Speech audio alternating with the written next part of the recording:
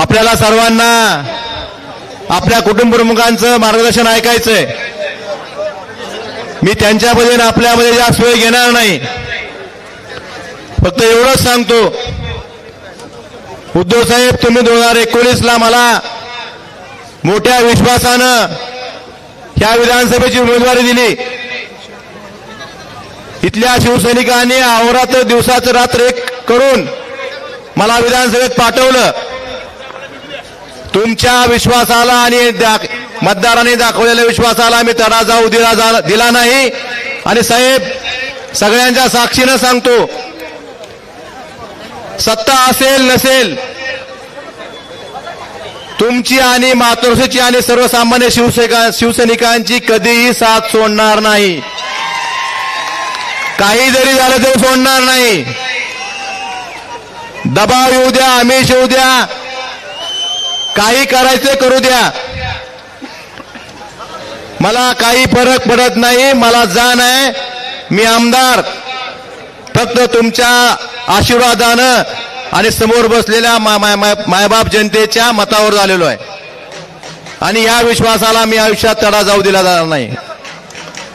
साहेब, आपण 2.5 वर्ष सरकार होतं, त्यातली 2 वर्ष कोविडची होती.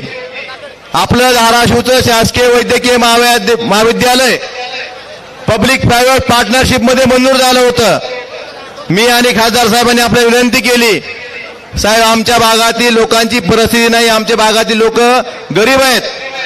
आपण मंत्रिमंडळाचा निर्णय पब्लिक प्रायव्हेट पार्टनरशिप मध्ये झाला असताना आपण ते धाराशिवचं वैद्यकीय महाविद्यालय हे शासकीय केलं. ही आपलं धाराशिवकरांचं प्रेम आहे. साहेब, फडणवीस सरकारच्या काळात कृष्णा मानोरा सिंचन प्रकल्पाला प्राधान्यक्रमाची आडकाठी लावली होती. आपण ज्यावेळेस सरकारमध्ये आलोत, आपण त्याची कळंब तालुक्यातल्या दुरावाडी साठवण तलावापर्यंतचा आणि तुळजापूर तालुक्यातल्या रामदारा साठवण तलावापर्यंतचा कामाचा समावेश या प्राधान्यक्रमात केला. आणि आपल्या काळातच या प्रकल्पाला मोठ्या प्रमाणात निधी उपलब्ध झाला. साहेब, आपलं सरकार गेल्यानंतर ह्यांनी त्या कामाला स्थगिती दिली. मी विधानसभेत लक्षवेधी सूचना मांडली, त्यानंतर ही स्थगिती उठवली. 8 महिने साहेब या सत्ताधाऱ्यांनी आपल्या कृष्णा मानोरा सिंचन प्रकल्पाचा कार्यक्रम आदेश द्यायला लावले. साहेब, जर महाविकास आघाडी सरकार असतं तर 2023 मध्येच मे महिन्यात आपल्या जिल्ह्यात आपल्या हक्काचं कृष्णा मानोरा सिंचन प्रकल्पाचं पाणी आलं असतं. साहेब, आपण कळंब येथे अतिरिक्त सत्र न्यायालयाची इमारत अनेक वर्षापासून बांधून तयार होती. आपल्याकडे विधी खातंही होतं. आपण त्या इमारतीसाठी उर्वरित कामासाठी निधी दिला आणि पदनिर्मिती करून आज कळंबचं अतिरिक्त सत्र न्यायालय चालू झालं. माझ्या कळंब तालुक्यातील शेतकऱ्यांना आता जिल्ह्याच्या ठिकाणी कोर्टाच्या कामासाठी यायची गरज लागत नाही. साहेब, आपण ज्या पद्धतीने लातूर जिल्ह्यात विलासराव देशमुख साहेबांनी बॅरेजेस केले होते, त्याच पद्धतीचे बॅरेजेस आपल्या तेरणा आणि मांजरा नदीवर करण्याचं आपल्या सरकारच्या काळात काम हाती घेतलं होतं. परंतु यांच्याबरोबर गद्दारीत मी सामील झालो नाही म्हणून, यांच्या विरोधातला आमदार म्हणून ह्या महायुती सरकारनं ह्या कामाला स्थगिती दिली.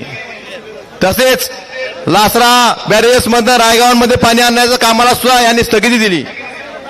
साहेब, सगळ्यात महत्वाचं, आमचा जिल्हा हा डॉक्टर बाबासाहेब आंबेडकरांच्या पदस्पर्शाने पावन झालेली भूमी आहे.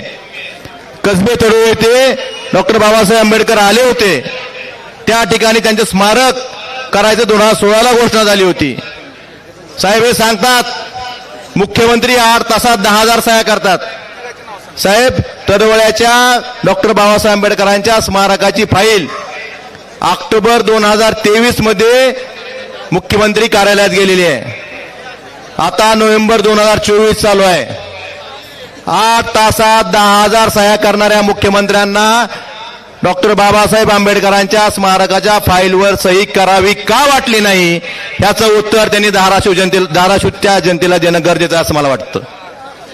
साहेब, यांनी आपल्या सरकारच्या काळात जी कामं मंजूर होती त्या कामाला स्थगिती दिली. नाईलाजाने ती कामं उच्च न्यायालयात जाऊन त्याची स्थगिती उठवावी लागली. साहेब, हे न्यायालयात सुद्धा आदेश मानत नाहीत. नगरविकास मंत्र्यांनी नगरविकास खात्याची धाराशिव शहरात जी कामं मंजूर केली ती उद्यानाची, रस्त्याची, उच्च न्यायालयानं आदेश देऊन सुद्धा आजपर्यंत स्थगिती उठवली नाही. ह्याचं उत्तरही या सरकारनं देणं गरजेचं असं मला वाटतं. साहेब, साधी गोष्ट सांगतो, आमच्या जिल्ह्याला एसटी बस आल्या. आमचा कळंबचा डेपो सगळ्यात जास्त उत्पन्न देणारा डेपो, परंतु तिथला आमदार विरोधातला म्हणून यांनी सगळ्या जिल्ह्यात बस दिल्या, पण कळंबच्या डेपोला नवीन बस दिल्या नाहीत. एवढा द्वेष त्या धाराशिव कळंब करावर करणाऱ्या लोकांना आपल्या दारात येऊन मतं मागायचा अधिकार आहे का, ह्याचा आपण विचार केला पाहिजे. साहेब, सोयाबीनचा भाव आमचा 3 वर्षापूर्वी आपण मुख्यमंत्री असताना 9,000 10,000वर गेला होता. यांच्या शेतकरी विरोधी धोरणामुळं आज सोयाबीनचा भाव 3,000 3,500 आलाय. साहेब, शेतकऱ्यांचं हमीभाव केंद्र चालू करण्याची फक्त घोषणा आहे. एक सुद्धा शेतकऱ्यांचा अद्यापपर्यंतही हमीभाव केंद्र चालू झालं नाही. साहेब, कधी चालू करतील हे सांगतो. ज्यावेळेस शेतकऱ्यांपासला सगळा माल व्यापाऱ्याकडे जाईल, शेतकऱ्यापासून सोयाबीन संपेल, त्यावेळेस व्यापाऱ्याकडनं खरेदी करायला हे आपलं खरेदी केंद्र चालू करतील. साहेब, दुधाचे भाव आज 22 रुपये 25 रुपयावर आलेत. सुग्रास पोतं 1100 रुपयाचं 1800 रुपयावर गेलंय. आजही महाराष्ट्रात 30% दूध भेसळीचं आहे. साहेब, आमच्या जिल्ह्यात गुजरातवरनं भेसळयुक्त खावा येतो, केमिकलयुक्त, त्यामुळे लोकांच्या आरोग्याला धोका निर्माण होतो. पण हे रोखण्यात हे सरकार अपयशी ठरलंय. या ठिकाणी कॅन्सर सारखे रोग व्हायलात, दुधामध्ये भेसळ आहे आणि शेतकऱ्यांना दुधालाही भाव नाही. साहेब, या सरकारनं दुधाची भेसळ जरी रोखली तरी शेतकऱ्यांच्या दुधाला भाव मिळू शकतो. त्यामुळं हे सरकार साहेब फक्त व्यापारासाठी काम करतंय. साहेब, कांद्याच्या बाबतीत त्यांनी मागच्या वर्षी निर्यात बंदी उठवली. कुठल्या कांद्याची उठवली? पांढऱ्या कांद्याची. तो कांदा कुठे पिकतो? गुजरातमध्ये. साहेब, आपल्या महाराष्ट्रात लाल कांदा पिकतो. साहेब, यांनी गुजरातच्या शेतकऱ्याच्या आणि महाराष्ट्राच्या शेतकऱ्यामध्ये जर भेदभाव करत असतील तर यांनी महाराष्ट्र विधानसभेच्या निवडणुकीत सुद्धा मतदान गुजरातच्याच शेतकऱ्यांना मागितलं पाहिजे. आपल्या दारात उभा राहू द्यायचं. साहेब, मी जास्त काय वेळ घेत नाही. आपले विचार सगळ्यांना ऐकायचे. फक्त एवढंच सांगतो साहेब, इथून पुढच्या काळात आपलं सरकार येणार आहे.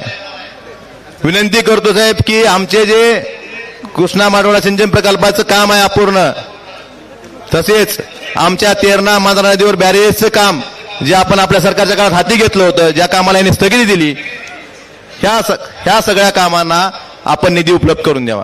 साहेब, अण्णाभाऊ साठेंच्या पुतळ्याच्या बाबतीत सुद्धा 1 वर्ष फाईल त्या महसूल मंत्र्याकडे, पशुसंवर्धन मंत्र्याकडे होते.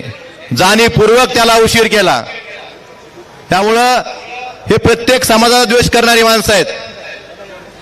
साहेब, यांनी SIT लावली. आंतरवली सराटीमध्ये आंदोलन चालू होतं, त्यावर SIT लावली.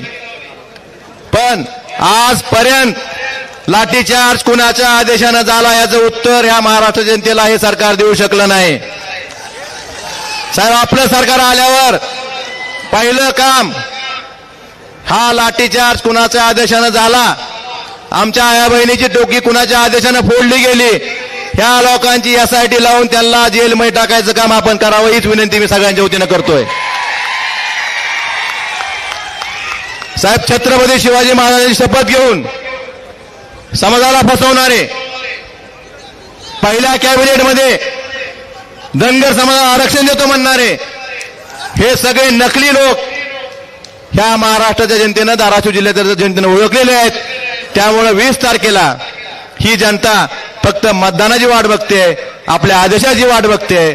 त्यामुळे 20 तारखेला, येत्या 20 तारखेला मशालीच्या चिन्हासमोरील बटन तुळजापूरमध्ये, धाराशिव कळंबमध्ये मशाल, तुळजापूरमध्ये हात आणि भूमपरांड्यात माणूस वाजवणारा, तुतारी वाजवणारा माणूस, हे आपल्या संबंधित जे लोक आहेत त्यांना आपण प्रचंड मताने विजयी करावं एवढीच विनंती करतो आणि माझ्या शब्दावर आमचा धन्यवाद. जय हिंद, जय महाराष्ट्र.